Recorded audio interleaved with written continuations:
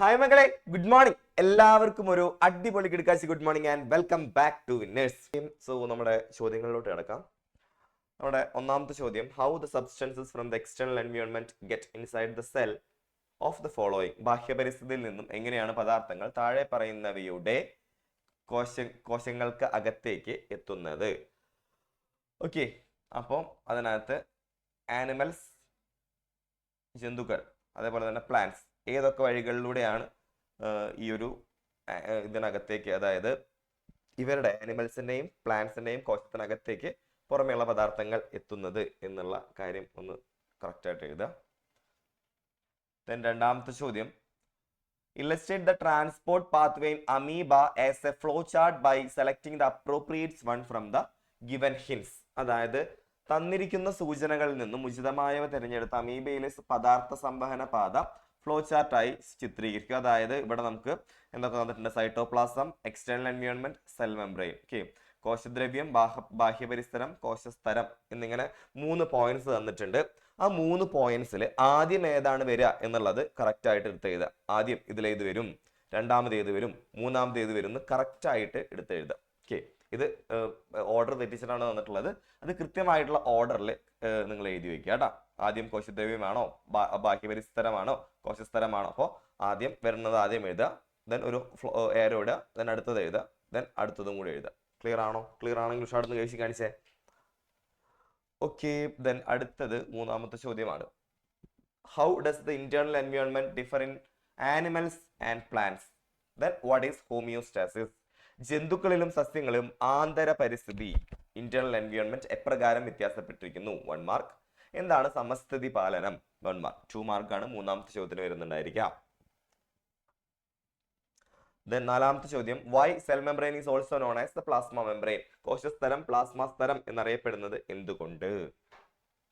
2 marks.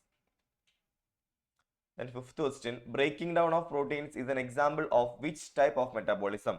Protein വിഘടനം ഏത് തരത്തിലുള്ള മെറ്റാബോളിസത്തിന്റെ ഉദാഹരണമാണ്? 1 മാർക്ക്. സോ ക്വസ്റ്റ്യൻസ് ക്ലിയർ ആണോ? ക്ലിയർ ആണെങ്കിൽ ഉഷാർന്ന് കഴിച്ച് കാണിച്ചേ. ഒരു കാര്യം നിങ്ങളുടെ ശ്രദ്ധയിൽ പെടുത്താനുണ്ട്. അതായത് നമ്മുടെ 11th സ്റ്റേറ്റിന്റെ, അതായത് നമ്മുടെ പ്ലസ് വണ്ണിലത്തെ ഒരു ക്ലാസ്സിന്റെ കാര്യമാണ്. നമ്മുടെ ഡെമോ ക്ലാസ് ആയിരിക്കും, മാത്സ് ആണ്. ആ മാത്സ് ക്ലാസ് വരുന്നത് 22nd of June 2026 ആണ്. 7 മണി മുതലായിരിക്കും വരുന്നുണ്ടായിരിക്കാം. സോ കൃത്യമായിട്ട് നിങ്ങളുടെ ചേട്ടന്മാരോ ചേച്ചിമാരോ അല്ലാന്നുണ്ടെങ്കിൽ നിങ്ങൾക്ക് പരിചയമുള്ള ആരെങ്കിലും ഇപ്പോൾ 10ാം ക്ലാസ് കഴിഞ്ഞ ആരെങ്കിലും ഉണ്ടെന്നുണ്ടെങ്കിൽ നിങ്ങൾ കൃത്യമായിട്ട് ഈ ഒരു കാര്യം അവരെ അറിയിക്കാം. ക്ലാസ് അറ്റൻഡ് ചെയ്യാനായിട്ട് പറയാം. ഫ്രീ ഡെമോ ക്ലാസ് ആയിരിക്കും. ഓക്കെ, ദെൻ നമ്മുടെ ആൻസർ ചെക്ക് ചെയ്ത് തുടങ്ങാം. ആൻസർ ചെക്ക് ചെയ്യാനുള്ള ഒരു റെഡ് പെൻ എടുത്ത് എല്ലാവരും ഒന്ന് സ്ക്രീനിൽ കാണിച്ചേ.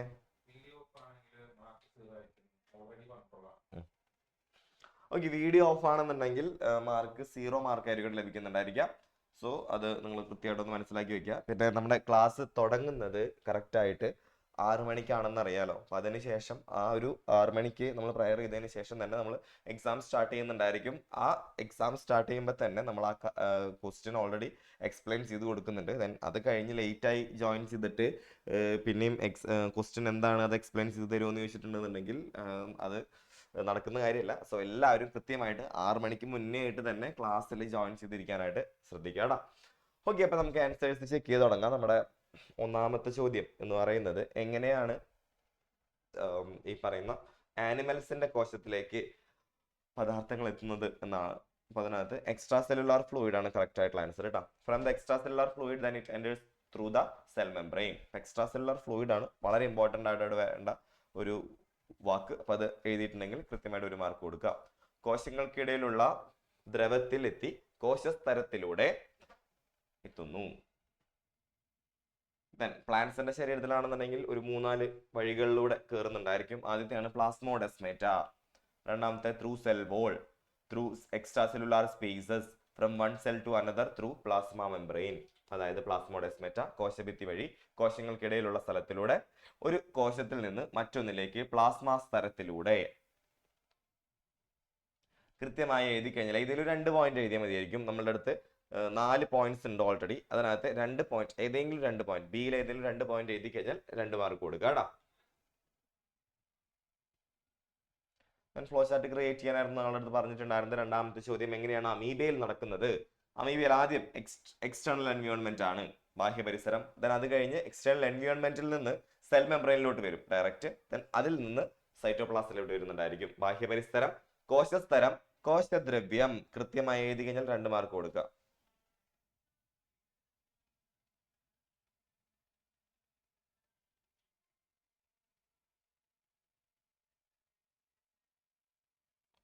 ദെൻ അടുത്തത് മൂന്നാമത്തെ ചോദ്യം, ആനിമൽസിലും പ്ലാന്റ്സിലും ഇന്റേണൽ എൻവയോൺമെന്റ് എങ്ങനെ വ്യത്യാസപ്പെട്ടിരിക്കുന്നു? ആനിമൽസിലാണെന്നുണ്ടെങ്കിൽ എന്താണ് internal environment? Extra cellular fluid ആണ്. ദെൻ പ്ലാന്റ്സിലാണെന്നുണ്ടെങ്കിൽ ഇന്റേണൽ എൻവയോൺമെന്റ് കുറച്ചധികം ഉണ്ട്. ഏതൊക്കെയാണ്? സെൽ വോൾ ഉണ്ട്, ദെൻ ഫ്ലൂയിഡ് ഉണ്ട്, ദെൻ എയർ സ്പേസ് ഉണ്ട്. ഇതിലേതെങ്കിലും ഒരു ഒരെണ്ണം എഴുതി കഴിഞ്ഞാൽ അതിന് മാർക്ക് കൊടുക്കുക കേട്ടോ. പക്ഷെ ഡിഫറൻസ് എഴുതണം. അതായത് ഇവിടെ എക്സ്ട്രാ സെല്ലുലാർ ഫ്ലൂയിഡ് ആണെന്നുണ്ടെങ്കിൽ ഇതിനകത്ത് വേറെ എന്തൊക്കെ കാര്യങ്ങൾ വരുന്നുണ്ടായിരിക്കും പ്ലാന്റ്സിനകത്ത്. അതായത് ജന്തുക്കളിൽ കോശങ്ങൾക്കിടയിലെ സ്ഥലത്ത് കാണപ്പെടുന്ന ദ്രവം അഥവാ എക്സ്ട്രാ സെല്ലുലാർ ദ്രവം ആന്തര പരിസ്ഥിതിയായി വർത്തിക്കുന്നു. സസ്യങ്ങളിലെ ആന്തര പരിസ്ഥിതിയിൽ കോശഭിത്തിയും അതിലെ ഘടകങ്ങളും കോശങ്ങൾക്കിടയിലെ ദ്രവങ്ങളും വായു അറകളും ഉൾപ്പെടുന്നു.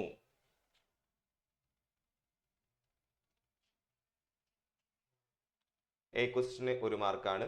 ബി ക്വസ്റ്റിനും ഹോമിയോസ്റ്റാസിസ് എന്താണെന്നാണ് നമ്മളുടെ അടുത്ത് ചോദിച്ചിട്ടുള്ളത്.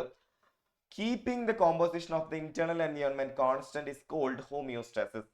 ആന്തര പരിസ്ഥിതിയുടെ ഘടന സ്ഥിരമായി നിലനിർത്തുന്നതിനെയാണ് സമസ്ഥിതി പാലനം എന്ന് വിളിക്കുന്നത്.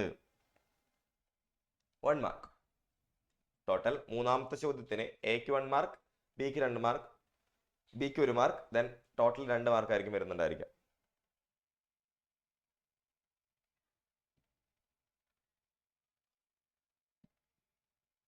അടുത്തത് നാലാമത്തെ ചോദ്യമാണ്. നാലാമത്തെ ചോദ്യം, എന്തുകൊണ്ടാണ് cell membrane is also known as plasma membrane? നമുക്ക് നോക്കാം. Cell membrane is also called plasma membrane or plasmalemma because the plasma is the another term for cytoplasm. So the plasma membrane is the membrane surrounding the plasma. കോശസ്തരത്തെ plasma സ്തരം അല്ലെങ്കിൽ plasma lemma എന്നും വിളിക്കുന്നു. കാരണം plasma എന്നത് സൈറ്റോപ്ലാസത്തിന്റെ മറ്റൊരു പദമാണ്. അതിനാൽ പ്ലാസ്മയ്ക്ക് ചുറ്റുമുള്ള സ്ഥലത്തെ പ്ലാസ്മ സ്തരം എന്ന് വിളിക്കുന്നു. 2 മാർക്സ്. മൂന്നാമത്തെ ചോദ്യം, breaking down of protein catabolism example ആണ് കേട്ടോ. 1 മാർക്ക്. നിങ്ങൾ നിങ്ങളുടെ മാർക്ക് ടോട്ടൽ ചെയ്തിട്ട് നിങ്ങളുടെ പേജ്